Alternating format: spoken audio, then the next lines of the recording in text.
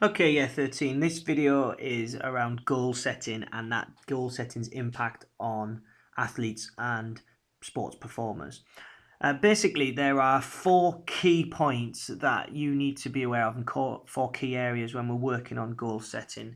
These are basically the reasons why people set goals, the type of goals people set, the timescales those goals are set over, and you'll need to know and understand the SMARTER principle. Before we go into any more detail, I want you to have a listen to what Ian Thorpe, Olympic swimmer, has to say about his views on goal setting. So just have a look at this video and see what you think. I mean, goal setting is something that you do to try and get the best out of yourself. They can be goals from day to day, or they can be, more of a mid-term goal, maybe towards the end of the year, and then long-term goals of something that you'd like to achieve. And you set a goal at a level where you think it's achievable if you do everything right, if you can do everything within your own power to get those results. And it should be at that level that you think, sometimes you question, can I do that? And you have to reassure yourself, yes, you can. So, I mean, you always set your goals as high as you possibly can. And, they have to be achievable, but you have to work hard to be able to achieve them. And so if you have set a goal, I don't think you can become complacent in any way to going out there and trying to achieve it. And if you are complacent, I don't think the goal's been set high enough if you're determined to actually go out there and do it. Okay, one of the things you need to remember in PE with goal setting is the SMARTER principle, and much of what Ian Thorpe mentioned there is covered in this. He talked about timescales as well, which we'll talk about in more detail later, but at the moment what I want you to look at are the letters within the word SMARTER, and they give some key components, 7 in total. A goal has to be specific, measurable, accepted, realistic, timed, exciting, and recorded. Now this is all on page 247 in your textbook. You need to familiarise yourself with it because this is the sort of building blocks, the basics of your understanding of goal setting within sports psychology. Okay, so we understand from the SMARTER principle what needs to be in a goal, what makes a good goal, but what's really important is just to understand why people set goals. Why is this relevant? What purpose does it serve? The main purpose is that it provides a huge amount of motivation. If you think for a goal that you set for yourself, that's something that you're going to work towards. It gives you a target, something that motivates you. And as you know from your Year 12 studies, motivation has a direct impact on behaviour. Thinking about balanced, active, healthy lifestyle, with key terms here are persistence and participation.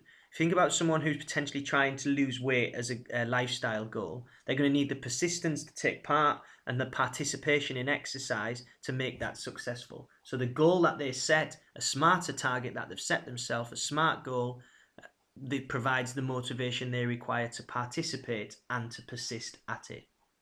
Studies have found that goal setting can have an impact on where performers direct their attention, on the level of effort that they apply to a task.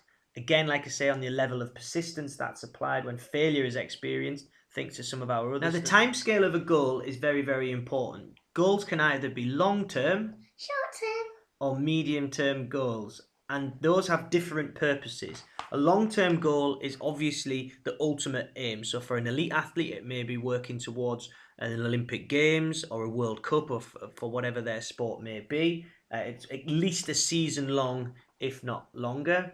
A medium-term goal or an intermediate goal is normally around sort of 3 to 6 months, that period of time where they're looking to improve something towards their long-term goal. And short-term goals are intended to give are intended to give immediate success. They are something that would happen perhaps at the end of a session. As a coach, you would say, by the end of this session, I want you to be able to do this, or perhaps over a week or a fortnight. But short-term goals are very, very effective on having a direct impact on behavior at that specific time. The other key component you need to be aware of is the type of goal. And there are 3 distinct types: performance goals, process goals, and product goals, which you'll sometimes also hear referred to as outcome or ego goals.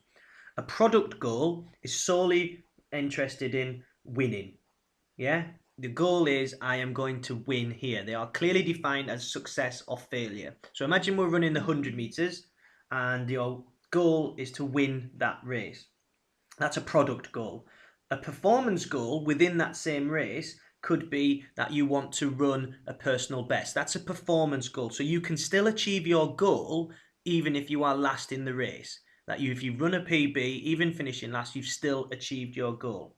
So that's the key difference between performance goals and product goals. Performance is involved around you and your outcomes in terms of what you achieve as an individual and your performance, whereas product goals are concerned with what you achieve against other people and the competition and winning and losing. Within that as well, there are process goals, and process goals are involved. They think about the processes you go through to get to winning and losing. So thinking about technique. It might be something that you've set yourself a goal to improve a specific element of your technique. Hope that all makes sense to you. Make good notes. I will see you in lesson to discuss as we'll start to apply goal setting to self-confidence and self-efficacy.